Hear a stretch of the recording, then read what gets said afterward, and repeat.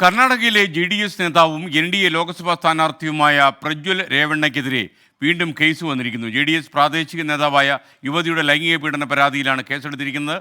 അരുൺ പേപ്പറമ്പ ബംഗളൂരുവിൽ നിന്ന് ചേരുന്നു. Arun Peparamba, good morning. പിന്നെയും കേസ് വന്നു അദ്ദേഹത്തിനെതിരെ, പറയൂ വിശദാംശങ്ങൾ. SK, good morning. കേസിന് മാത്രം ഒരു കുറവുമില്ല. എല്ലാ ദിവസവും ഓരോ കേസുകൾ രജിസ്റ്റർ ചെയ്യുന്നുണ്ട്. ഓരോ യുവതികളുടെ പരാതികളിൽ ഇത്തരത്തിൽ ലൈംഗിക അതിക്രമ കേസുകളാണ് ഇപ്പോൾ രജിസ്റ്റർ ചെയ്യുന്നത്.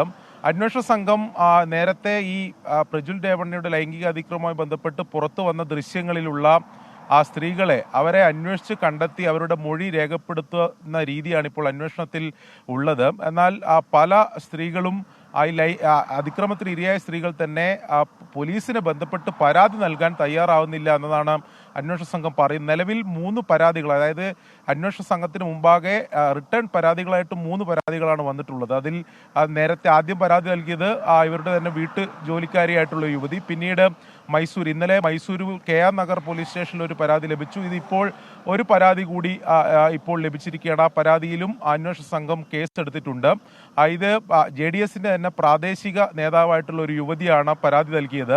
ആ പരാതിയിൽ പറയുന്നത് 3 വർഷക്കാലത്തോളം ലൈംഗികമായി തന്നെ പീഡിപ്പിച്ചു, നിർബന്ധിച്ച് ദൃശ്യങ്ങൾ പകർത്തി, പിന്നീട് ഈ ദൃശ്യങ്ങൾ കാണിച്ച് വീണ്ടും ഭീഷണിപ്പെടുത്തി ലൈംഗിക അതിക്രമത്തിന് ഇരയാക്കി എന്ന ഗുരുതരമായിട്ടുള്ള ഒരു ആരോപണമാണ് ഉന്നയിച്ചിട്ടുള്ളത്. ആ പരാതിയിൽ ഇപ്പോൾ അന്വേഷണ സംഘം FIR രജിസ്റ്റർ ചെയ്ത് അന്വേഷണം ആരംഭിച്ചിട്ടുണ്ട്.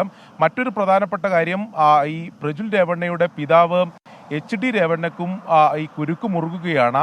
ഈ വീട്ടുജോലിക്കാരിയായിട്ടുള്ള യുവതിയെ പീഡിപ്പിച്ചു എന്ന ആ കേസിൽ അതിൽ 3 തവണ പോലീസ് നോട്ടീസ് നൽകി. എന്നാൽ ചോദ്യം ചെയ്യലിന് HD രേവണ്ണ ഹാജരാകാൻ തയ്യാറായില്ല. അതിനുശേഷം ഇന്നലെ ലുക്കൌട്ട് നോട്ടീസ് ഇറക്കിയിരുന്നു. അങ്ങനെ ഇനിയിപ്പോൾ ഹാജരായില്ലെങ്കിൽ അറസ്റ്റ് എന്ന നടപടിയിലേക്ക് കടക്കുമെന്നാണ് അന്വേഷണ സംഘം അറിയിച്ചിട്ടുള്ള. അറസ്റ്റ് ചെയ്യാനുള്ള സാധ്യത കാണുന്നുമുണ്ട്. എന്തായാലും ഈ കേസിൽ, ലൈംഗികാതിക്രമ കേസിൽ ദേവഗൌഡ കുടുംബം, JDS ആകെ പ്രതിസന്ധിയിലായിരിക്കുകയാണ്.